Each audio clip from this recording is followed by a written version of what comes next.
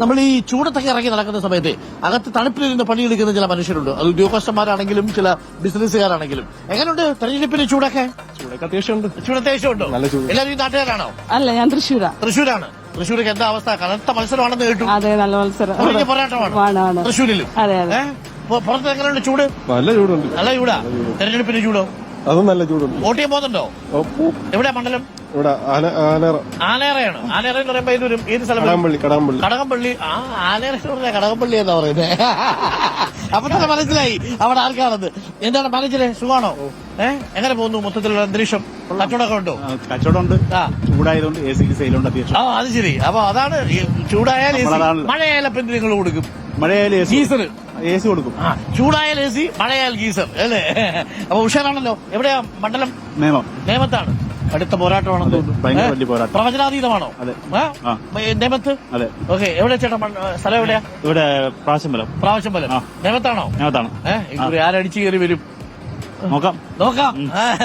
എങ്ങനെയുണ്ട് മത്സരമൊക്കെ? തെരഞ്ഞെടുപ്പ് സൂപ്പറാണ്. നല്ല അന്തരീക്ഷത്തിന് നല്ല ചൂടുണ്ട് അല്ലേ? തെരഞ്ഞെടുപ്പിന്റെ കാര്യത്തിൽ എന്താ അഭിപ്രായം?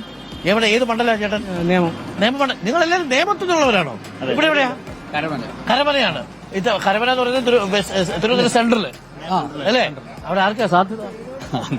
അങ്ങനെ ചോദിച്ചാൽ ഏറ്റവും നല്ല ആൾക്ക് കിട്ടും. അങ്ങനെ ആണല്ലോ നമ്മൾ കരുതുക. അവിടുത്തെ ഏറ്റവും നല്ല ആളാരാ? അത് ക്ലിയർ ആയിട്ട് വരുന്നതേ ഉള്ളൂ എന്നുള്ളതാണ്. അപ്പൊ ഉഷാറല്ലേ കാര്യങ്ങളൊക്കെ? ഓക്കെ. അപ്പം വ്യത്യസ്ത അഭിപ്രായങ്ങളാണ്. പലരും ഈ കച്ചവടക്കാർക്ക് തുറന്നു പറയുന്നതിനകത്തൊരു ചെറിയ ബുദ്ധിമുട്ടുണ്ട്. കാര്യം എന്താണെന്നറിയോ? തുറന്നു പറഞ്ഞാൽ ചില പ്രശ്നമാണ്. അധികാരത്തിൽ ആര് വരുന്നു എന്നുള്ള പ്രശ്നമാണോ? നമസ്കാരം ചേട്ടാ. നമസ്കാരം. എങ്ങോട്ട് പോകുന്നു?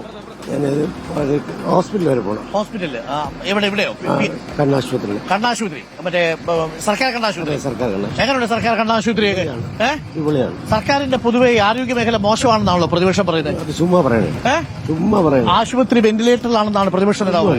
അങ്ങനെ പോയി കണ്ടു നോക്കണം. ആണോ? മികച്ചതാണ്. അപ്പൊ സർക്കാർ മാറേണ്ട കാര്യമില്ലെന്നാണ്? ഒരു കാര്യമില്ല, വേണ്ട. പക്ഷെ 10 വർഷമായില്ലേ? ഒരു മടുപ്പില്ലേ? ഭരണവിരുദ്ധ വികാരം ഉണ്ടെന്നൊക്കെയാണ്. സർക്കാർ ഉള്ളത് കൊണ്ടാണ് ക്ഷേമപ്രവർത്തനങ്ങൾ നടക്കുന്നത്. ആണോ? അപ്പൊ സർക്കാർ മാറൂല? ഒരിക്കലും മാറും. തുടരും. ആണോ? ഇത്ര ഉറപ്പാണോ?